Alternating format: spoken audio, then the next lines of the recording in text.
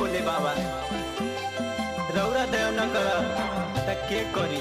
हमारी दुनिया में के बा, हमार घर परिवार सब उजड़ गइल बा।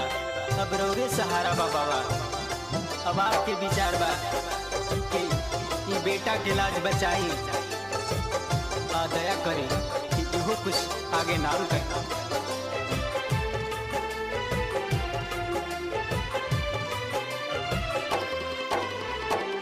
केहू ना सहारा बाटे दुनिया में हमार हो, केहू ना सहारा बाटे दुनिया में हमार हो।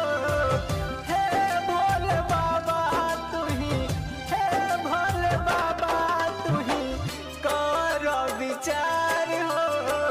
केहू ना सहारा बाटे दुनिया में हमार हो, केहू ना सहारा बाटे।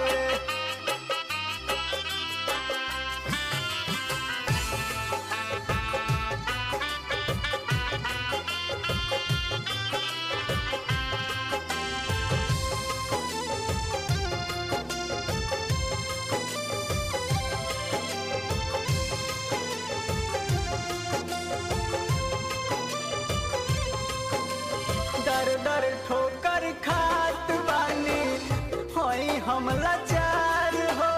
सोचल सपनवा पूरा न भइल लोग कहे बेकार हो।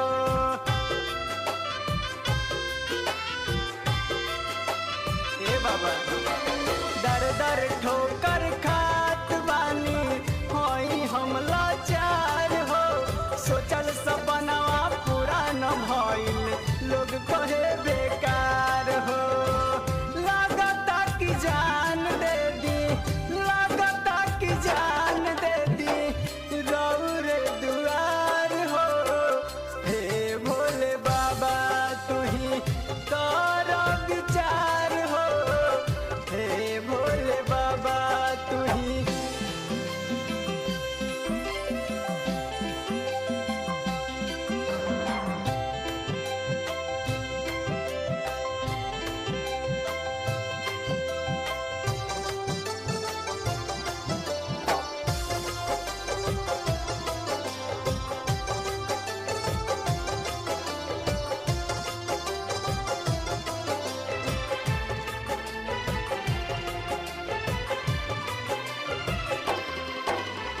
अपन ई संसार में बाबा बनल न पहचान हो।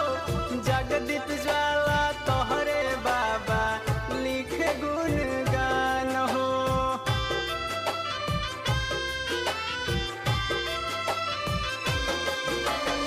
अपन ई संसार में बाबा बनल न